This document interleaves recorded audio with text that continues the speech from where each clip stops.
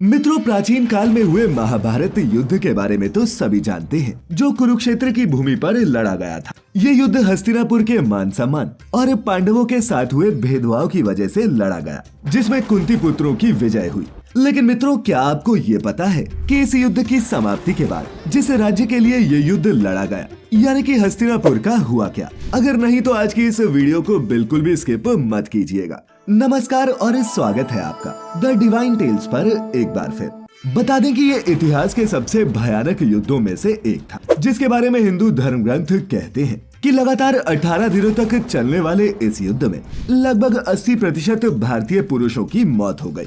वहीं महाभारत ग्रंथ में इस युद्ध का विस्तार से वर्णन मिलता है। सभी को पता है कि महाभारत का युद्ध कौरवों और पांडवों के बीच हुआ, जिसमें पांडवों की संख्या कौरवों के मुकाबले कम थी, लेकिन इसके बावजूद युद्ध में पांडवों की जीत हुई। लेकिन मित्रों, आज भी जनमानस महाभारत के अंतिम छोर की कहानी से अनजान है। तो क्या आप भी ये जानना चाहते हैं कि इस युद्ध के बाद हस्तिनापुर राज्य का क्या हुआ, या फिर किस राजा का राज तिलक किया गया? तो बता दें कि 18 दिनों तक महाभारत युद्ध में पांडवों की जीत हुई और युद्ध समाप्ति के बाद श्रेष्ठ पांडव यानी कि युधिष्ठिर को हस्तिनापुर का राजा नियुक्त किया गया, जिसके बाद धर्मराज युधिष्ठिर के नेतृत्व में पांडवों ने हस्तिनापुर पर 36 सालों तक शासन किया। वहीं युधिष्ठिर के राज तिलक के समय गांधारी ने कौरवों की हार व मृत्यु के लिए भगवान कृष्ण को आरोपी माना, क्योंकि महारानी गांधारी के अनुसार माधव के पास इस युद्ध को रोकने की दिव्य शक्ति थी, लेकिन उन्होंने फिर भी इस युद्ध को होने दिया। ऐसे में कौरवों के नाश के लिए कृष्ण को दोषी मानते हुए गांधारी ने उन्हें श्राप दिया कि जिस तरह कौरवों के वंश का विनाश हुआ है, उसी तरह कृष्ण के वंश यानी कि यदुवंश का भी सर्वनाश हो जाएगा। श्राप के फलस्वरूप पूरा यदुवंश आपस में लड़ने लगा। भगवान कृष्ण की द्वारिका की हालत बिगड़ने लगी और हर एक यदुवंशी एक दूसरे के खून का ही प्यासा हो गया। इसके परिणाम स्वरूप यदुवंश का अंत हुआ और इसके अंत में वासुदेव, बलराम, दरुका और वब्रू ही बचे। वहीं इसके बाद देवकी पुत्र कृष्ण ने प्रभा से नरसंहार किया और वन में ध्यानमग्न होने का निर्णय लिया। जब वो वन में ध्यान में लीन थे, तब जरा नामक एक शिकारी ने वन में हिरण का शिकार करते समय तीर चलाया, जो भगवान कृष्ण के पैर में जा लगा। पाँव में तीर लगने के बाद वासुदेव कृष्ण ने शिकारी के सामने ही भगवान नारायण का रूप धारण किया और अपना नश्वर शरीर त्याग दिया। और मित्रों, इस तरह पृथ्वी से भगवान कृष्ण चले गए, जिसके बाद द्वारिका नगरी भी समुद्र में डूब गई। कहा जाता है कि जिस दिन प्रभु कृष्ण बैकुंठ को वापस आए, उसी दिन से कलयुग की शुरुआत हो गई। भगवान के जाने के बाद युधिष्ठिर ने भी अपने पौत्र परीक्षित का राज तिलक करने का फैसला लिया।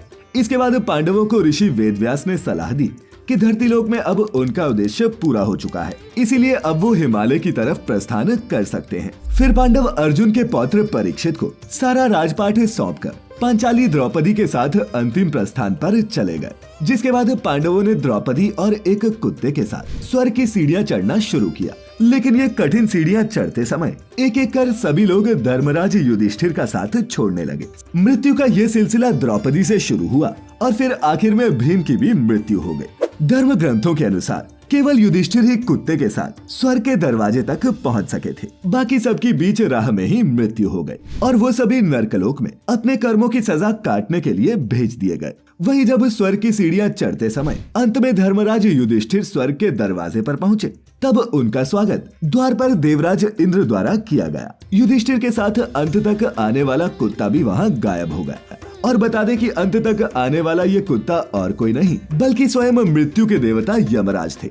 नरक में द्रौपदी और अपने बाकी भाइयों को देख युधिष्ठिर काफी उदास हुए। तब इंद्रदेव ने उन्हें बताया कि अपने कर्मों की सजा पूरी करके वो सभी भी जल्द ही स्वर्ग में प्रवेश करेंगे, जिसके बाद धर्मराज युधिष्ठिर को थोड़ी राहत मिली। तो मित्रों, इस तरह गांधारी के श्राप स्वरूप यदुवंशियों का अंत हुआ और फिर राजा परीक्षित, जिसे हस्तिनापुर का राज्य सौंपा गया था, वो भी धीरे धीरे राज्य पर अपनी पकड़ खोने लगा और उनका राज्य भी जल्दी ही समाप्त हो गया। लेकिन मित्रों, एक प्रश्न जो अभी भी खड़ा है वो ये है कि जिस राज्य यानी कि इंद्रप्रस्थ को उन्होंने अपने भाइयों के साथ स्थापित किया था, उसका क्या हुआ? तो बता दें कि वासुदेव की द्वारिका नगरी समुद्र में डूबने के दौरान कुंती पुत्र अर्जुन यदुवंश की सभी स्त्रियों और द्वारिका वासियों को वहां से निकालकर तेजी से हस्तिनापुर की तरफ चल दिया। अब जैसे मथुरा से 18 यदुकुलों के साथ ज्यादातर द्वारिका वासियों को पलायन करना पड़ा था, उसी तरह ये भी एक बहुत बड़ा पलायन था। वो सभी रास्ते में भयानक जंगल को पार करते हुए पंचनद देश में पड़ाव डालते हैं। वहाँ रहने वाले लुटेरों को जब ये पता चलता है कि अर्जुन अकेले ही इतने बड़े जन समुदाय को लेकर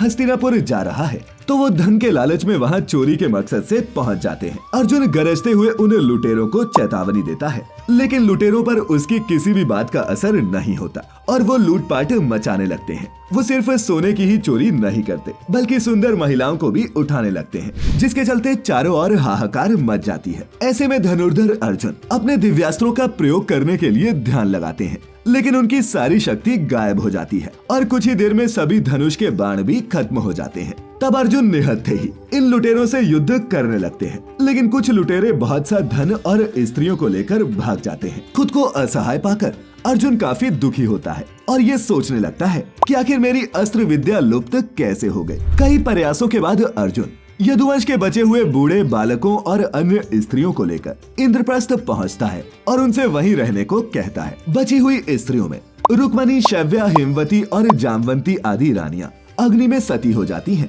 तथा कुछ वन में तपस्या करने के लिए चली जाती हैं।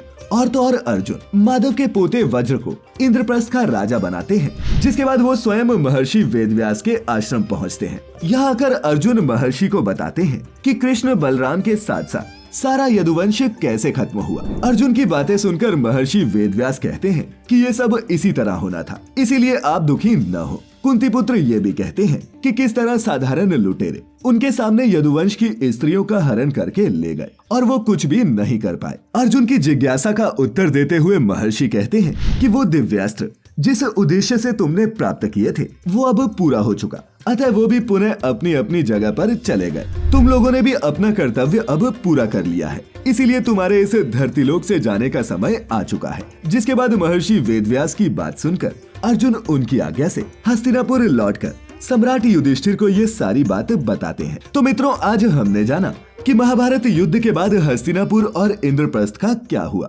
अगर आपको आज की हमारी ये प्रस्तुति अच्छी लगी हो तो इसे अपने मित्रों रिश्तेदारों के साथ भी साझा जरूर करें और ऐसी सभी धार्मिक और आध्यात्मिक जानकारियों के लिए जुड़े रहें द डिवाइन टेल्स परिवार के साथ। और हाँ, अब आप हमारी सभी वीडियोस फेसबुक पर भी देख सकते हैं। उसके लिए आपको लाइक करना होगा हमारा Facebook page the divine tales. तो फिलहाल आज के लिए बस इतना ही। अब इजाजत दें। आपका बहुत बहुत शुक्रिया।